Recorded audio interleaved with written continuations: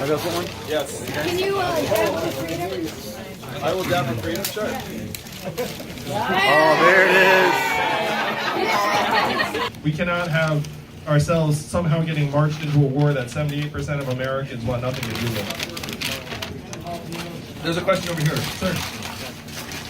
One of my pet peeves, and from what I've heard from you, and one of yours too, I call it corporate welfare. Oh yeah, it's awful. I worked at General Electric in Burlington for 28 years. When I started in 1990, the starting wage was $12 an hour.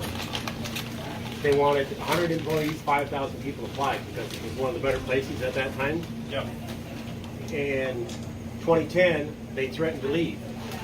This is part of the corporate welfare, unless they got concessions. They ended up getting $3.5 million from the city, county, and state to stay. And that was in cash, not tax incentives, because they didn't pay any taxes. The employees took between 35 and 55% pay cuts. Oh, Jesus. In 2015, they promised to hire 100 people, so they got another $3.5 million. We got no pay raises. I retired in 2018. Guess what the starting wage is? still the same as it ever was. $12 an hour. $12 an hour. Oh, crap. And you can't, I mean, these small communities, you now can't afford a $12 an hour job and drive a half an hour and anywhere. And that's what, I mean, they talk about the economy being great. Well, for GE it is. For Case Company, Champion Spark Plug, John Deere, wherever, they're making money, but the people aren't. The people are not making the money. You see that $1.5 trillion tax cut that Trump and the Republicans put through? You know who won through that?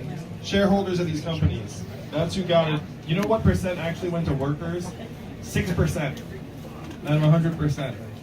And so what you're saying is an emblem of the winner-take-all economy, where the corporation itself gets richer and richer and the people that work for it don't participate in that. I would make all corporate welfare, what you're describing, these local concessions, 100% taxable at the federal level. Now hear me out on this. When a company pits different communities against each other, the only one that wins is the company. From a national perspective, we don't care what city or county or even state the plant is in. So what they're doing is they're pitting different communities against each other. The communities hand over millions of dollars in concessions. The benefits that the company promised the community never actually materialized. Never materialized.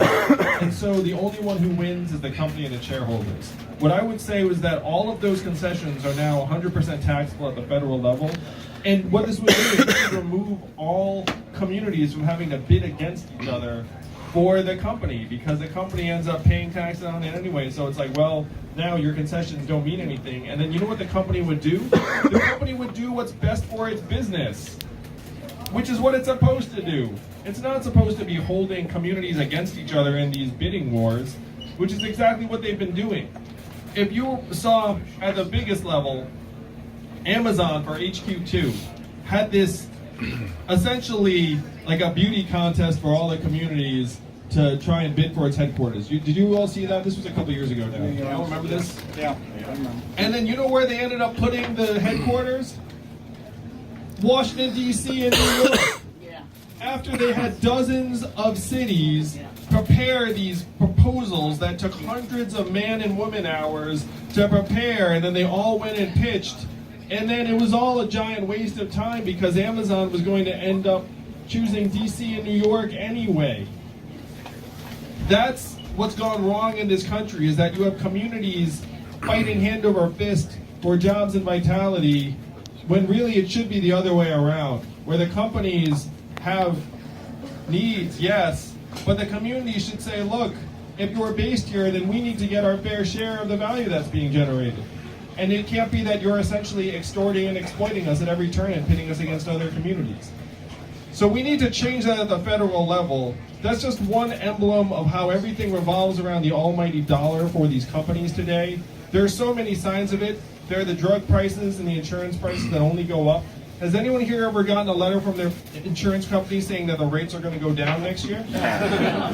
We all laugh, but no American in history has gotten that letter because their business models to jack up prices every single year. We are having our backs broken by this system that advantages companies over us. Our government, unfortunately, has been bought and sold by the lobbyists and the corporate interests, and we have to take it back, Iowa. You are the only people in the country who can actually take it back. No one else can. We have to make this case in 30 short days. I have a feeling, though, that after you all take this case and take this vision to the rest of the country, it's going to catch on like wildfire. Because you can imagine the headlines around the country when Andrew Yang wins the Iowa caucus. Yeah. And if you make that headline happen, I guarantee you we will win in New Hampshire, because there are a lot of people in New Hampshire that are super excited about this. New Hampshire has a lot of independents, and New Hampshire's third party is something called libertarians. And you know what libertarians love? Liberty. The freedom dividend. It's half named after that. But what you said about GE, it does make me angry. It's more than a pet peeve.